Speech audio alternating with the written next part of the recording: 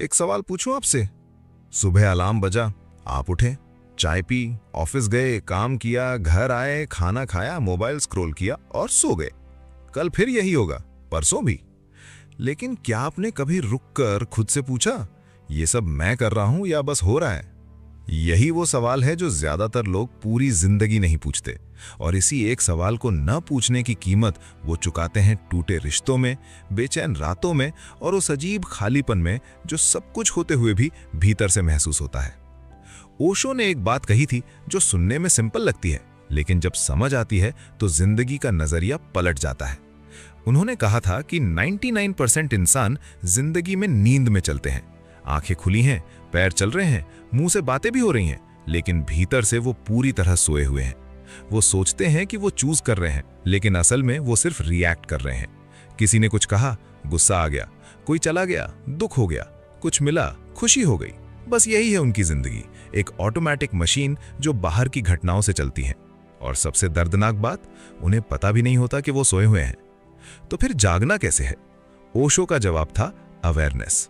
लेकिन रुकिए, अवेयरनेस का मतलब ये नहीं कि आप किसी पहाड़ पर जाकर बैठ जाएं या घंटों ध्यान करें या दुनिया छोड़ दें। अवेयरनेस का मतलब है बस देखना, अपने आप को देखना। जब गुस्सा आए तो उसमें डूब मत जाइए, बस एक पल रुककर नोटिस कीजिए कि अरे मुझे अभी गुस्सा आ रहा है। जब डर लगे तो भागिए मत, बस देखिए कि ये डर है। इतना सा फर्क। लेकिन इस एक पल की अवेयरनेस में इतनी ताकत है कि वो इमोशन आपको कंट्रोल नहीं कर पाता। आप उसे देखने वाले बन जाते हैं, उसमें बह जाने वाले नहीं। ओशो की किताब अवेयरनेस असल में इसी एक कला को सिखाती है, और इस वीडियो में हम उसी किताब के सबसे जरूरी आइडियाज को समझेंगे, बिना किसी कॉम्प्लिकेटेड फिलॉसफी के, बिल्कुल सीधे और सिंपल तरीके से। आप जानेंगे कि अवेयरनेस जगाने का तरीका क्या है, अपने इमोशंस और ईगो को कैसे देखें बिना उनमें डूबे, अपने रिलेशनशिप्स को कैसे ज्यादा सच्चाई से जिएं, और वो एक टेक्निक जो ओशो ने बताई है जो आपकी सोचने की पूरी दिशा बदल देगी। ये वीडियो उनके लिए है जो थक गए हैं उसी पुरानी साइकिल से, जो महसूस करते हैं कि कुछ तो है जो मिसिंग है लेकिन समझ नहीं आता क्या, जो एक बार सच में पूरी तरह होश में जीना चाहते हैं। अगर आप उनमें से हैं तो अगले कुछ मिनट सिर्फ अपने लिए रखिए। वीडियो लाइक करें, चैनल सब्सक्राइब करें और चलते हैं इस सफर पर बुक वाला सफर के साथ। अध्याय 1, जागरूकता का असली मतलब। क्या आपने कभी गौर किया है कि हम में से ज्यादातर लोग असल में जीते ही नहीं हैं, बस जिंदगी को काट रहे होते हैं। सुबह अलार्म बजता है, हम उठते हैं, ब्रश करते हैं, तैयार होते हैं और काम पर निकल जाते हैं। ये सब इतनी तेजी से और अपने आप होता है जैसे हमारे अंदर कोई ऑटो पायलट बटन दबा दिया गया हो। हम खाना तो खाते हैं लेकिन हमारा ध्यान मोबाइल की स्क्रीन पर होता है, इसलिए हमें खाने का असली स्वाद ही नहीं मिल पाता। हम रास्तों पर चलते तो हैं लेकिन हमारा दिमाग कहीं और की खाक छान रहा होता है। हम दूसरों से बातें करते हैं पर सिर्फ अपनी बारी आने का इंतजार करने के लिए, न कि उनकी बात को गहराई से सुनने के लिए। लेखक हमें इसी नींद से जगाते हैं और बताते हैं कि हमारा ये अचेतन या बेहोशी का जीवन ही हमारे सारे दुखों, तनाव और मानसिक अशांति की असली जड़ है। लेखक कहते हैं कि जागरूकता कोई बहुत मुश्किल काम या कोई कठिन दिमागी कसरत नहीं है। ये तो बस आपके भीतर की एक ऐसी अवस्था है जिसे आपको कहीं बाहर से नहीं लाना है, बल्कि अपने भीतर ही खोजना है। जागरूकता का सीधा सा मतलब है पूरी तरह से इसी पल में, यानी अभी और यहीं मौजूद होना। जब आप चाय पी रहे हों तो आपका पूरा अस्तित्व बस उस चाय की चुस्की में होना चाहिए। उस समय न तो बीते हुए कल की कोई फिक्र हो और न ही आने वाले कल की कोई योजना। जब आप बिना किसी अच्छे बुरे के फैसले के, बिना किसी विचार के, बस एक शांत गवाह यानी साक्षी भाव से चीजों को देखने लगते हैं, तब आपके भीतर जागरूकता का दिया जलता है। कई लोगों को लगता है कि जागरूक होने के लिए उन्हें अपनी सामान्य जिंदगी छोड़कर कहीं पहाड़ों पर जाना होगा या कोई विशेष साधना करनी होगी। लेकिन लेखक इस भ्रम को बहुत ही खूबसूरती से तोड़ते हैं। वे समझाते हैं कि जागरूक रहने के लिए आपको कुछ अलग या विशेष करने की बिल्कुल जरूरत नहीं है। आप जो भी कर रहे हैं, चाहे वो घर की सफाई करना हो, ऑफिस का कोई काम करना हो, खाना पकाना हो या फिर सिर्फ बिस्तर पर लेटना हो, उसे पूरी चेतना और तन्मयता के साथ करें। जब आप हर छोटे से छोटे काम को पूरी शिद्दत और होश के साथ करते हैं तो वही साधारण सा काम एक गहरी प्रार्थना बन जाता है। जरा सोचिए, जब हम बेहोशी में जीते हैं तो छोटी छोटी बातें भी हमें परेशान कर देती हैं। कोई कुछ कह देता है और हम बिना सोचे समझे गुस्से में आग बबूला हो जाते हैं। लेकिन जैसे ही हमारे जीवन में जागरूकता का प्रवेश होता है, चीजें बदलने लगती हैं। जागरूकता हमारे भीतर एक ठहराव लाती है। ये हमें एक ऐसी जादुई दवा की तरह ठीक करती है जो हमारे सारे मानसिक बिखराव और दुखों को धीरे धीरे खत्म कर देती है। जब आप होश में जीना सीख जाते हैं तो आप जिंदगी के हर एक पल का असली रस ले पाते हैं और तब जीना एक बोझ नहीं बल्कि एक उत्सव बन जाता है। अध्याय 2, सोए हुए मनुष्य की समस्या। क्या आपने कभी सोचा है कि जब आप सुबह बिस्तर से उठते हैं, चाय पीते हैं, काम पर जाते हैं और लोगों से बात करते हैं, तो क्या आप सचमुच जाग रहे होते हैं? लेखक इस अध्याय में एक ऐसी कड़वी सच्चाई से हमारा सामना कराते हैं जो पहली बार में शायद हमें हिला कर रख दे। वे महान विचारक गुरजिएफ की बात का हवाला देते हुए कहते हैं कि हम जिसे जागना कहते हैं वो असल में कुछ और नहीं बल्कि एक गहरी नींद ही है। हम सब एक ऐसी चाबी वाले खिलौने की तरह हैं जो बस चले जा रहा है। हमारी जिंदगी में असली होश कहीं है ही नहीं। हम तो बस एक रोबोट या मशीन की तरह 24 घंटे जिए जा रहे हैं। इसे थोड़ा गहराई से समझते हैं। सुबह जब कोई हमें बिना बात के भला बुरा कह देता है तो हमें तुरंत गुस्सा आ जाता है। जब कोई हमारी तारीफ करता है तो हम फूले नहीं समाते। हमें लगता है कि ये गुस्सा या ये खुशी हमारा अपना फैसला है, लेकिन लेखक कहते हैं कि ये आपका चुनाव नहीं बल्कि आपके अचेतन मन की एक स्वचालित प्रतिक्रिया यानी ऑटोमेटिक रिएक्शन है। किसी ने रिमोट का बटन दबाया और आप नाचने लगे। जिसे आप अपना प्रेम, अपना डर या अपना गुस्सा कहते हैं, वो सब पहले से तय पैटर्न्स पर चल रहा है। आप बस एक कंप्यूटर प्रोग्राम की तरह काम कर रहे हैं जिसमें जैसा इनपुट डाला जाता है वैसा ही आउटपुट बाहर आ जाता है। इस पूरी स्थिति में सबसे खतरनाक बात क्या है जानते हैं? सबसे बड़ा खतरा यह है कि हम इस नींद को नींद मानते ही नहीं हैं। अगर कोई इंसान रात को बिस्तर पर सो रहा हो तो उसे जगाना आसान है क्योंकि वो जानता है कि वो सो रहा है। लेकिन उस इंसान का क्या करेंगे जो खुली आंखों से सड़क पर चल रहा है, दफ्तर के काम निपटा रहा है और पूरी तरह इस भ्रम में है कि वो होश में है? यही अज्ञान हमारी जिंदगी की सबसे बड़ी रुकावट बन जाता है। जब तक हम ये मानेंगे ही नहीं कि हम सोए हुए हैं, तब तक हम जागने की कोशिश ही क्यों करेंगे? लेखक हमें समझाते हैं कि आत्म जागरूकता यानी खुद को जानने की असली यात्रा उसी पल से शुरू होती है जब हम ईमानदारी से इस बात को स्वीकार कर लेते हैं कि हाँ, मैं अब तक बेहोशी में जी रहा था। यह स्वीकार करना कोई कमजोरी नहीं बल्कि भीतर की आंखें खुलने की पहली सीढ़ी है। यह अध्याय हमें किसी बाहरी दुनिया को देखने की बजाय खुद के भीतर झांकने के लिए मजबूर करता है। यह हमें रुककर यह देखने की प्रेरणा देता है कि हमारे भीतर जो कुछ भी घट रहा है, क्या हम उसके मालिक हैं या बस परिस्थितियों के हाथों की कठपुतली बने हुए हैं। अध्याय 3, क्रोध और जागरूकता।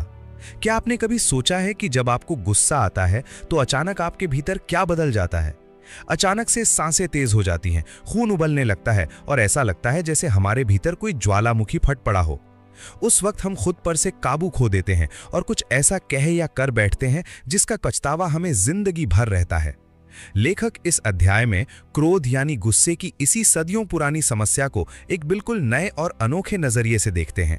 वे हमें सिखाते हैं कि गुस्सा कोई दुश्मन नहीं है जिससे हमें लड़ना है, बल्कि ये तो हमारे भीतर की एक ऐसी ऊर्जा है जिसे बस थोड़े से होश और जागरूकता की जरूरत है। आमतौर पर जब हमें गुस्सा आता है तो हमारे पास दो ही रास्ते होते हैं। या तो हम सामने वाले पर चिल्लाकर अपना गुस्सा निकाल देते हैं या फिर उसे पी जाते हैं यानी दबा लेते हैं। लेखक कहते हैं कि ये दोनों ही तरीके बिल्कुल गलत हैं। जब आप गुस्से को दबाते हैं तो वो खत्म नहीं होता बल्कि आपके अचेतन मन की गहराइयों में जाकर बैठ जाता है।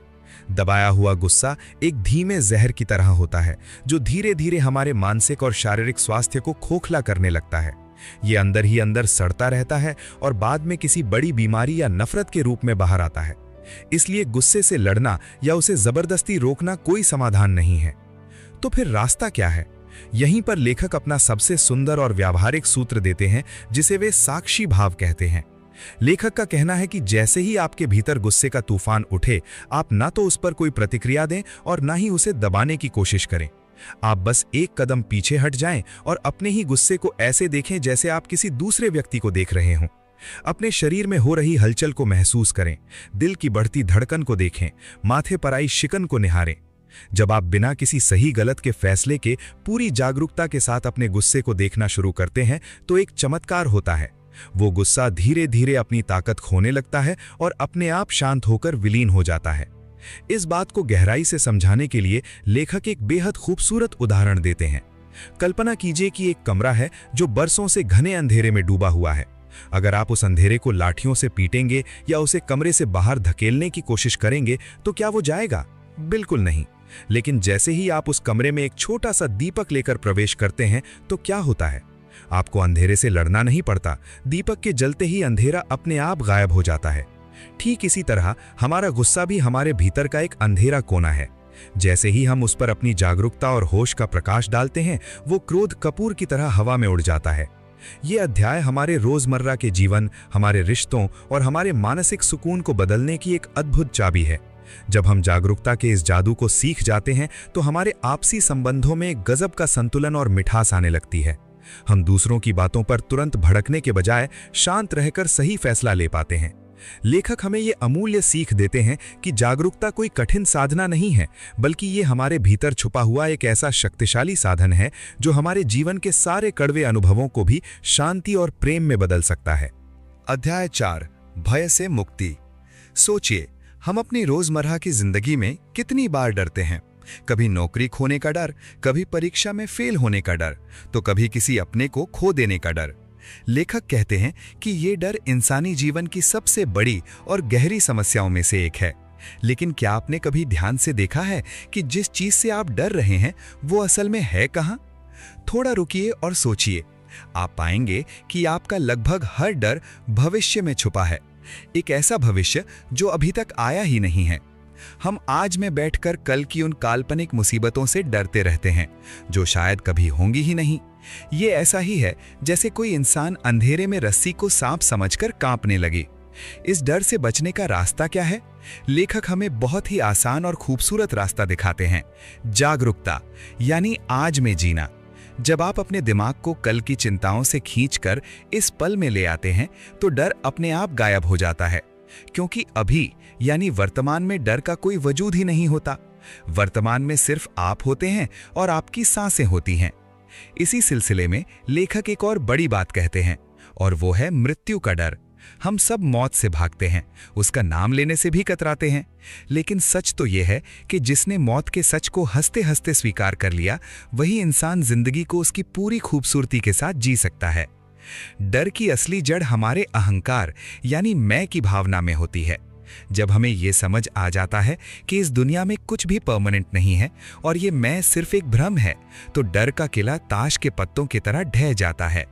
ये अध्याय हमें इसी मानसिक आजादी का एहसास कराता है जहां हम बिना किसी बोझ के खुलकर जीना सीखते हैं।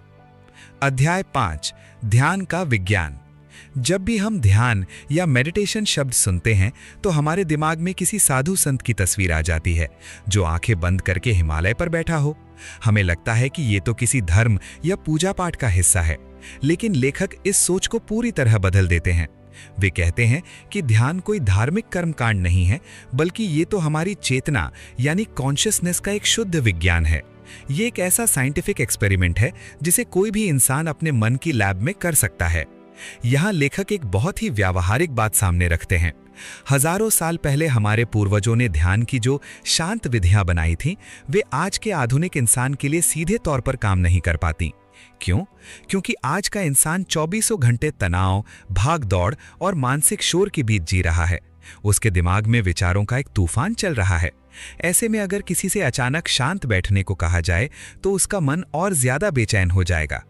इसी समस्या को सुलझाने के लिए लेखक ने सक्रिय ध्यान यानी एक्टिव मेडिटेशन का आविष्कार किया, जैसे कि डायनामिक मेडिटेशन।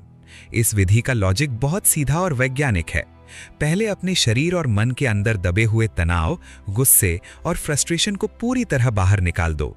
जब आप कूदकर, चिल्लाकर या गहरी सांसें लेकर अपने भीतर का सारा कचरा बाहर फेंक देते हैं, तो उसके बाद जो खालीपन बचता है, वहां गहरी शांति अपने आप खिंची चली आती है।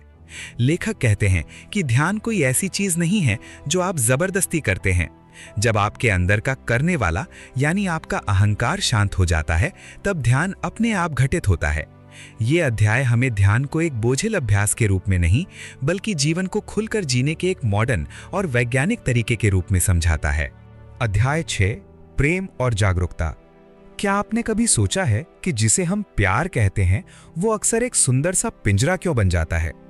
हम किसी के प्यार में पड़ते हैं और धीरे धीरे उस पर अपना हक जताने लगते हैं, तुम कहाँ गए थे, उससे बात क्यों की, तुम बदल गए हो। ये बातें बहुत जानी पहचानी लगती है ना। लेखक इस अध्याय में हमारी इसी कमजोरी पर से पर्दा उठाते हैं। वे कहते हैं कि आज जिसे हम प्रेम कहते हैं वो असल में प्रेम है ही नहीं, वो तो बस अपने अकेलेपन को छुपाने का एक तरीका है, जिसमें अधिकार जताने की भावना, ईर्ष्या का जहर और सामने वाले को खो देने का डर मिला होता है। जब तक हमारे भीतर ये डर और अचेतनता, मतलब बिना सोचे समझे जीना रहेगी, तब तक हमारा प्यार एक बंधन ही बना रहेगा। सच्चे प्रेम का जन्म तो केवल जागरूकता की जमीन पर होता है। जब आप भीतर से जागरूक होते हैं तो आपके भीतर का सारा डर और ईर्ष्या गायब हो जाती है। लेखक हमें समझाते हैं कि सच्चा प्रेम हमेशा निश्शर्त यानी अनकंडीशनल होता है। इसे आप एक खिले हुए फूल की तरह समझ सकते हैं। एक फूल इसलिए नहीं खिलता कि कोई राहगीर आकर उसकी तारीफ करे या उसे तोड़े। फूल का स्वभाव ही है महकना, चाहे वहां से कोई गुजरे या ना गुजरे। ठीक इसी तरह जब आपके भीतर जागरूक प्रेम जागता है तो आप सामने वाले से किसी बदले की उम्मीद नहीं करते। आप ये नहीं कहते कि अगर तुम मुझे प्यार करोगे तभी मैं तुम्हें प्यार करूंगा। आप बस प्रेम से भर जाते हैं, क्योंकि प्रेम करना अब आपका स्वभाव बन चुका होता है। अक्सर जिसे हम प्यार कहते हैं उसमें हम सामने वाले को गुलाम बनाने की कोशिश करने लगते हैं। हम चाहते हैं कि वो हमारी मर्जी से उठे, बैठे, सोचे और जिए। हम उसे अपनी पसंद के सांचे में ढालना चाहते हैं। लेकिन जागरूक प्रेम इसके बिल्कुल उलट है। जागरूक प्रेम दूसरे इंसान को वैसा ही स्वीकार करता है जैसा वो वास्तव में है, अपनी सभी खूबियों और कमियों के साथ। इसमें किसी को बदलने की कोई जिद नहीं होती, बल्कि सामने वाले को अपनी पूरी गरिमा के साथ जीने की आज़ादी होती है। सच्चा प्रेमी कभी किसी की आज़ादी नहीं छीनता, बल्कि वो दूसरे के पंखों को और मजबूत करता है ताकि वो खुले आसमान में उड़ सके। इस अध्याय में लेखक एक बहुत ही क्रांतिकारी और चौंकाने वाली बात कहते हैं। यदि आप खुद से प्रेम नहीं कर सकते तो आप दुनिया में किसी और से भी कभी सच्चा प्रेम नहीं कर पाएंगे। हमारे समाज ने हमेशा हमें सिखाया है कि खुद से प्रेम करना स्वार्थ है, अहंकार है। लेकिन लेखक इस भ्रम को तोड़ते हैं। वे कहते हैं कि आत्म प्रेम यानी सेल्फ लव कोई अहंकार नहीं है, बल्कि ये खुद को उसकी संपूर्णता में स्वीकार करना है। जब आप आईने में देखकर खुद को अपनी कमजोरियों के साथ गले लगा लेते हैं, तब आपके भीतर एक गहरा ठहराव और शांति आती है। जो इंसान खुद से नफरत करता है वो दूसरों को केवल शिकायतें और दुख ही दे सकता है। जब आपका अपना घड़ा प्रेम से भरा होगा तभी तो वो दूसरों के लिए छलकेगा। ये अध्याय हमें हमारे रिश्तों को एक बिल्कुल नए चश्मे से देखने का मौका देता है। ये हमें सिखाता है कि अगर हमें अपने रिश्तों को खूबसूरत, गहरा और सच्चा बनाना है तो हमें सामने वाले को सुधारने की बजाय अपनी जागरूकता को बढ़ाना होगा। जब हम होश और समझदारी से जीना शुरू करते हैं तो हमारे सारे रिश्ते बोझ बनने के बजाय उत्सव बन जाते हैं। तब प्रेम कोई समझौता नहीं, बल्कि दो आत्माओं का एक बेहद खूबसूरत और पवित्र मिलन बन जाता है, जहां दोनों आजाद भी होते हैं और एक दूसरे के बेहद करीब भी। अध्याय 7 वर्तमान क्षण में जीना। क्या आपने कभी गौर किया है कि हमारा मन एक ऐसी ट्रेन की तरह है जो कभी अपनी सही स्टेशन पर नहीं रुकती? या तो ये कल की बीती हुई कड़वी मीठी यादों और पछतावे के पीछे भागती रहती है, या फिर आने वाले कल की चिंताओं और हसीन सपनों के हवाई किले बनाती है। इस भागदौड़ में हम उस अनमोल चीज को खो देते हैं जो सचमुच हमारे पास है, ये पल यानी अभी। लेखक बहुत ही खूबसूरती से समझाते हैं कि जीवन ना तो बीते हुए कल में है और ना ही आने वाले कल में। जीवन का इकलौता सच, इकलौती हकीकत सिर्फ और सिर्फ इस वर्तमान क्षण में है। जिसे हम अभी कहते हैं वही सबसे बड़ी सच्चाई है, बाकी सब हमारे मन का बुना हुआ एक जाल है। जब लेखक इस कला की बात करते हैं तो वे बुद्ध और जैन फकीरों की सदियों पुरानी परंपराओं का उदाहरण देते हैं। वे कहते हैं कि दुनिया के जितने भी महान संत या आध्यात्मिक गुरु हुए हैं, उन सब ने केवल एक ही बात पर सबसे ज्यादा जोर दिया है, वर्तमान की महिमा। जरा सोचिए, जब आप पूरी तरह से इसी पल में होते हैं तो आपके ऊपर से बीते कल का भारी बोझ उतर जाता है। आपके दिल से आने वाले कल का डर और तनाव गायब हो जाता है। उस समय जो बचता है वो है एक बिल्कुल साफ, शांत और जिंदा जागरूकता। आप बस होते हैं, बिना किसी शिकायत के, बिना किसी चाहत के। वास्तव में वर्तमान में जीना कोई बहुत मुश्किल काम नहीं है और यही ध्यान का सबसे सरल और सीधा रास्ता है। जब आप सुबह की चाय पी रहे हों और आपका पूरा ध्यान सिर्फ उस चाय के स्वाद और उसकी खुशबू पर हो तो आप ध्यान में हैं। जब आप किसी बच्चे की मासूम हंसी को बिना किसी दूसरे विचार के बस देख रहे होते हैं तो आप वर्तमान में होते हैं। लेखक हमें ये गहरा एहसास दिलाते हैं कि जीवन की सारी खुशियां, सारा आनंद और सारा सुकून इसी पल के भीतर छुपा बैठा है। हमें कहीं दूर जाने की जरूरत नहीं है, बस अपनी जागरूकता का दिया जलाना है और इस अभी के जादू को महसूस करना है। अध्याय 8, मन की प्रकृति। हमारा ये जो मन है ना, ये बड़ा अजीब है। लेखक इस अध्याय में हमारे मन की परतों को खोलकर उसकी असली फितरत हमारे सामने रख देते हैं। वे कहते हैं कि मन का स्वभाव ही ऐसा है कि वो कभी एक जगह टिक नहीं सकता। वो 24 घंटे बिना थके शोर मचाता रहता है, कभी इस डाल तो कभी उस डाल पर फुदकता रहता है। हम में से ज्यादातर लोग अक्सर एक गलती करते हैं, हम इस चंचल मन को जबरदस्ती रोकने या कंट्रोल करने की कोशिश करने लगते हैं। लेकिन लेखक चेतावनी देते हुए कहते हैं कि मन से लड़ना बिल्कुल बेकार है। आप मन को दबाने के लिए जितनी ताकत लगाएंगे वो उतनी ही दोगुनी ताकत से आपके सामने खड़ा हो जाएगा। तो फिर रास्ता क्या है? लेखक एक बहुत ही जादुई और सीधा उपाय बताते हैं, साक्षी भाव। इसका मतलब है कि अपने मन से लड़ने के बजाय उसके विचारों को बस एक दूर खड़े तमाशबीन या राहगीर की तरह देखना शुरू कर दीजिए। जैसे आप सड़क पर चलती हुई गाड़ियों को बिना किसी शिकायत के बस देखते हैं, वैसे ही अपने मन में उठने वाले अच्छे और बुरे विचारों को भी बस देखिए।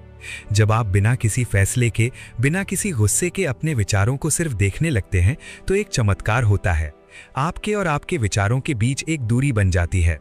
धीरे धीरे विचारों का वो तूफान थमने लगता है और मन अपने आप शांत हो जाता है। यहाँ लेखक एक बहुत ही पते की बात समझाते हैं जो हमारे जीने का नजरिया बदल सकती है। वे कहते हैं कि मन और चेतना यानी होश दो अलग अलग चीजें हैं। मन तो बस एक नौकर या औजार है, जबकि असली मालिक हमारी चेतना है।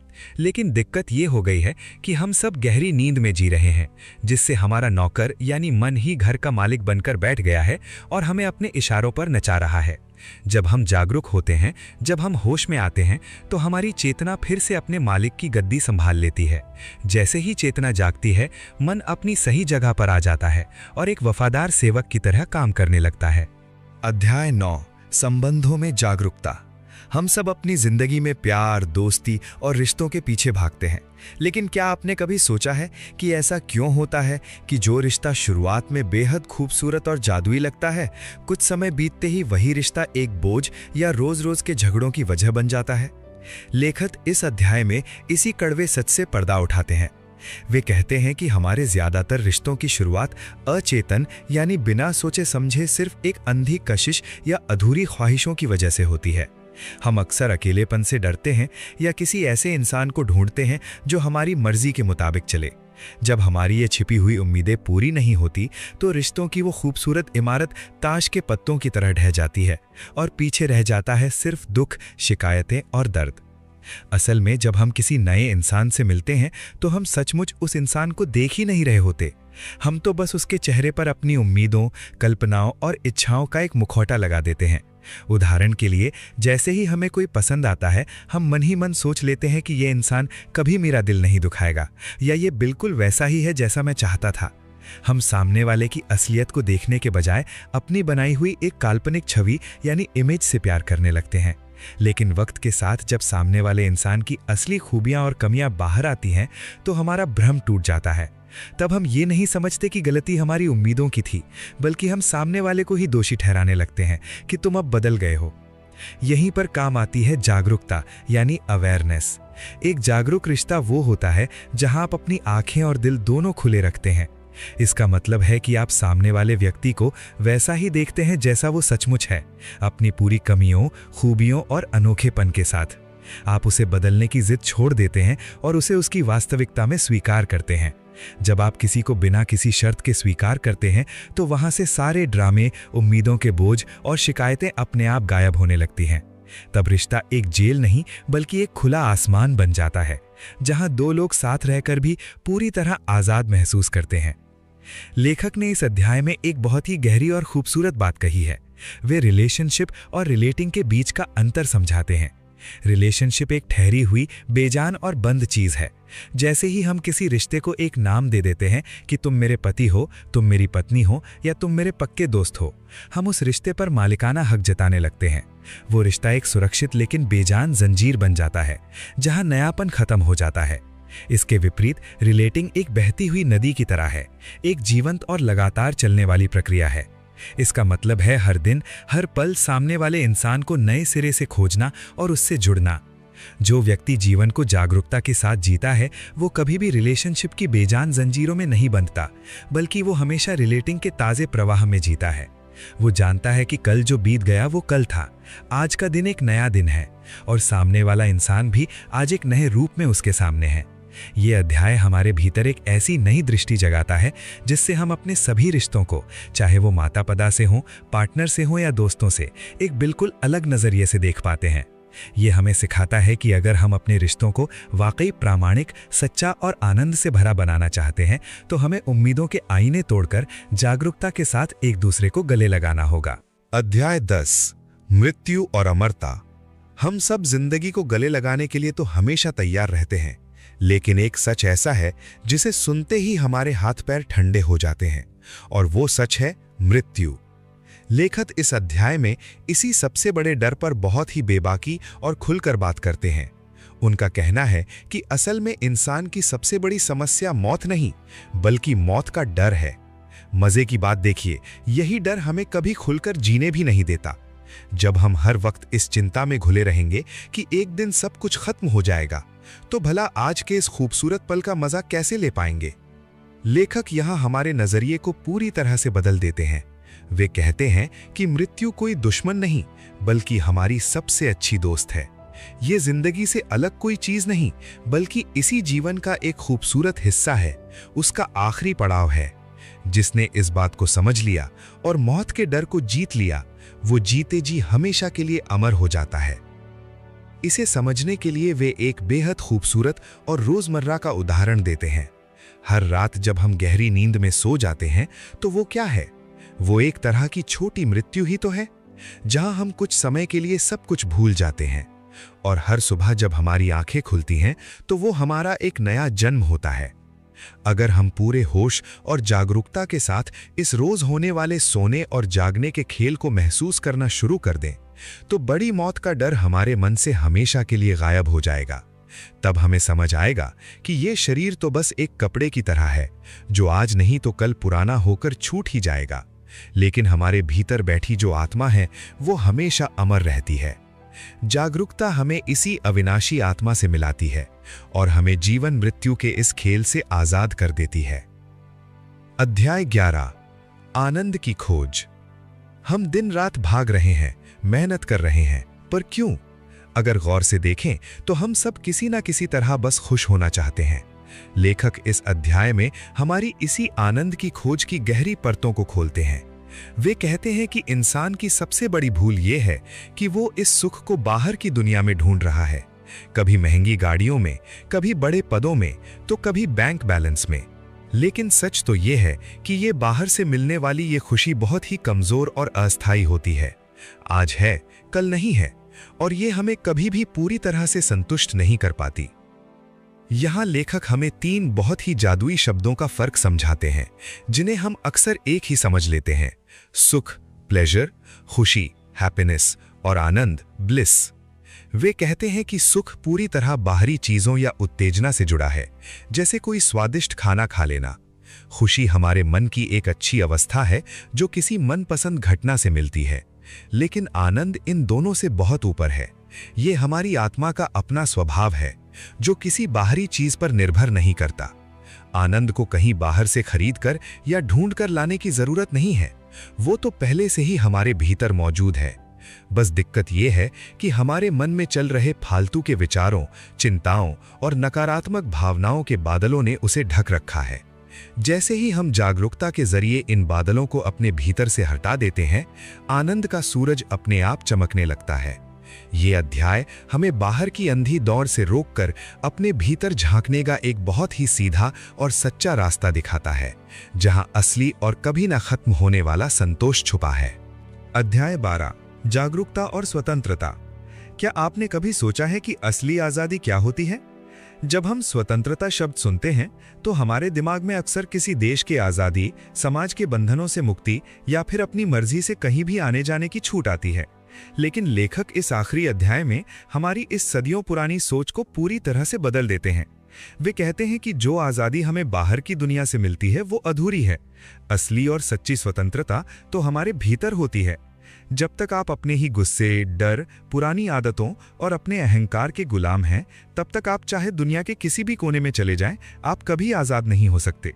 सच्ची स्वतंत्रता का मतलब समाज या परिवार से भागना नहीं है, बल्कि अपने ही भीतर छिपे उस अचेतन मन यानी अनकॉन्शियस माइंड के पिंजरे को तोड़ना है, जिसने हमें बरसों से जकड़ रखा है। इस आंतरिक स्वतंत्रता के ताले को खोलने की एकमात्र चाबी है जागरूकता। जागरूकता का मतलब है होश में जीना। इसे हम एक छोटे से उदाहरण से समझ सकते हैं। जब आप अंधेरे कमरे में होते हैं तो आपको डर लगता है, आप चीजों से टकराते हैं और परेशान होते हैं। लेकिन जैसे ही आप वहां एक छोटा सा दिया जला देते हैं, अंधेरा अपने आप गायब हो जाता है। आपको अंधेरे को लाठी मारकर भगाने की जरूरत नहीं पड़ती। ठीक इसी तरह जब आप अपने जीवन में जागरूकता का दिया जलाते हैं तो आपके भीतर का डर, गुस्सा और अहंकार खुद ब खुद पिघलने लगते हैं। जब आप होश में रहकर कोई काम करते हैं तो आप परिस्थितियों के गुलाम नहीं बनते, बल्कि अपने जीवन के मालिक बन जाते हैं। लेखक हमें एक बहुत ही खूबसूरत और भरोसा जगाने वाली बात याद दिलाते हैं। वे कहते हैं कि हम में से हर एक इंसान के भीतर बुद्ध बनने की संभावना छिपी हुई है। बुद्धत्व कोई ऐसी चीज नहीं है जिसे बाहर से खरीद कर या किसी से मांग कर लाया जाए। ये तो आपके भीतर मौजूद एक दिव्य बीज की तरह है, जो बस सही तालमेल और जागरूकता का पानी मिलने का इंतजार कर रहा है। चाहे कोई व्यक्ति कितना भी भटका हुआ क्यों ना हो, उसके भीतर का वो दिव्य स्वभाव कभी नष्ट नहीं होता। बस जरूरत है तो इस बात को पहचानने की और अपने भीतर झांकने की। आप जैसे हैं, जहां हैं, वहीं से अपने भीतर के इस बुद्ध को जगा सकते हैं।